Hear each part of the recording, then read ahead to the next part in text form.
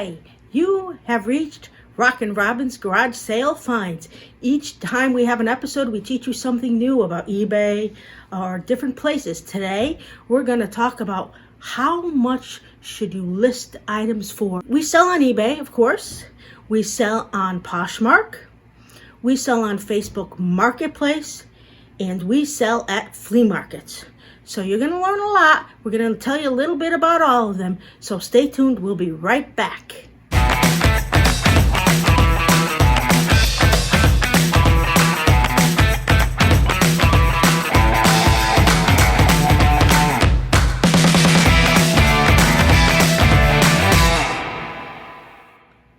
So today, I'm going to tell you, first off, a little bit about pricing on eBay.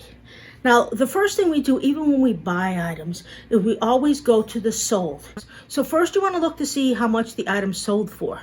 Now, if it's something you haven't bought yet and you want to know how much to price it, you have to make sure it's going to sell for enough. But let's say you found it and you found something for $5 and you think it's worth about $30. Now you go on there and maybe you'll see some sold for $25, some sold for $35.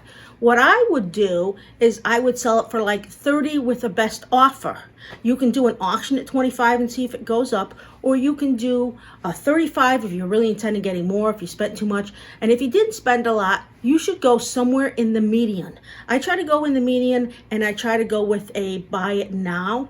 That's how I price my items. If I spent a lot on something, say I bought something for $25 and it's only selling for between $30 and $40, I may price it higher. Hopefully I didn't buy that, but if I made a mistake, I will price it on the high side. Now, I usually won't do a best offer. I'll just leave it as a buy it now. One thing on eBay, I still had an auction for something for, I put it up for $24.99 and someone offered me $70. Okay, it was a auction, so you know it's gonna go higher. So I said, yes, I'll sell it for $70. And that I thought was very good because the item, I looked at the previous items and none of them sold for that high. So you may have that happen and it may be a good thing or it may not be a good thing because maybe it could have went higher.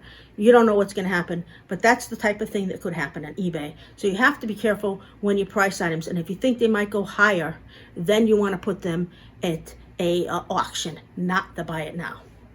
That's how I would price eBay. It also depends on a lot of other things, not just the mid-range, the time of the year. Christmas items will sell higher.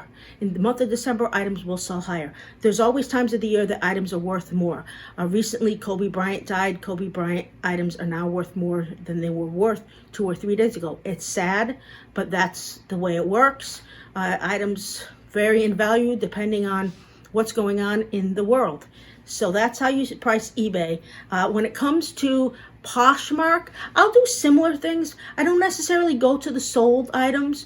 Poshmark, I tend to price higher than the actual price I want because people send offers on Poshmark all the time and they always lowball. So I don't go down too much. I have it up for 40 and they offer 10. I'll go to 35. Sometimes they'll go back up and go to 25 or 30, and sometimes they're not interested. They really want it low. But if I offered it at 25, they'd still go to 5, and then I would never get 25. So Poshmark, I always price it higher than I expect to get. And if someone does buy it right then, that's great. But you also have to check the sold, and you have to check the items that are up. With Poshmark, I'll more check the items that are up than the items sold because it's more clothes, and every piece of clothes is different. You're not going to find two exactly the like, and you have certain prices. You think this one is in better condition, all that types of stuff. So Poshmark, set the price, look at what people are selling in, sell it, put it at the high range, but be willing to negotiate. If you put it too low, you're just not making money. So in Poshmark, that's what I advise. Now, when it comes to Facebook Marketplace, there's another one where I will buy items and I will look to see what other people are selling them for. But you also have to realize sometimes those items are 50 miles away. And people don't want to go get them. So if that's the case and they're $10 and you want $15, you can sell it for a little more. I've made some mistakes on all three formats. Facebook Marketplace, people will also negotiate. So I find it best, I only put like $5 or $10 higher than I actually want because I will never get more than that, obviously, because it's not an auction, and you can get less. Some people will offer you the same amount. Some people will offer you 5 or 10 less. But you know, you have to have some wiggle room no matter where you are. It's hard to put something up and say this is firm, because people, I don't think they even read. I put on one thing that would only deliver in the town I live, and people from 30 miles away said, can we meet halfway? And I said, no, if you want to buy this item, it's $5. I'm only going to meet you in the town I live. I'm not going to drive 30 miles an hour for a $5 item. So that happens in Facebook Marketplace. And when you buy in Facebook Marketplace, it's the same thing. So that's the way that works. Now, at the flea market, when it comes to pricing items, I price items very differently. The beginning of the day, I price them higher. I hope that I can get it. What I have in my flea market is there'll be all these early birds, all these people who come and they buy for eBay, and they want to get everything cheap and they want the best stuff, and they're hoping you're going to make a mistake. Hopefully I don't. I'm sure I do sometimes. Everybody does it sometimes. So if you do, don't let it bother you.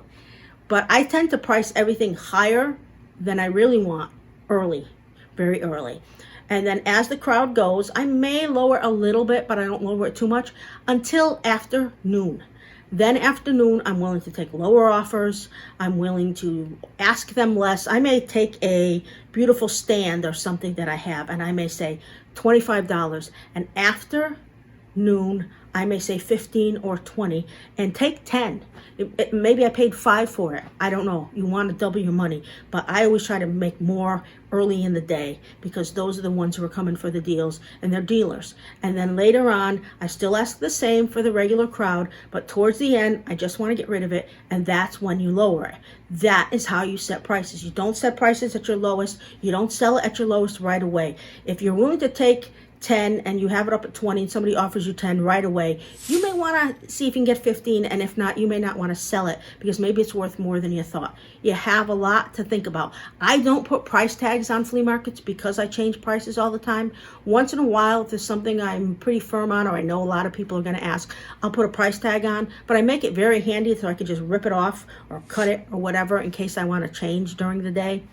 I mean, I sell some clothes. I couldn't sell clothes in Connecticut, but I can sell clothes in Florida. And I'll sell those $2, 3 for $5 in Florida. I don't change those prices at the end of the day. I'll take whatever's left over and I get more clothes and I just add them to them. But there are other things that I will go down, like the toys that I sell. I'll sell them all for a certain price. And I sold a whole bunch of toys a couple weeks ago, and I sold them at a sturdy price. I had to get at least double what I paid for it. And this time around, whatever I didn't sell, I'll ask a little cheaper. I'll make sure I make $1 or $2, but I don't ask twice as much necessarily because people have already seen them. Maybe I was asking too much. Maybe they weren't worth it. I don't know, but that's the way you got to do it. Are you gonna get a picture of me popcorn? Yeah. Get another one. You gotta be quick. Hey.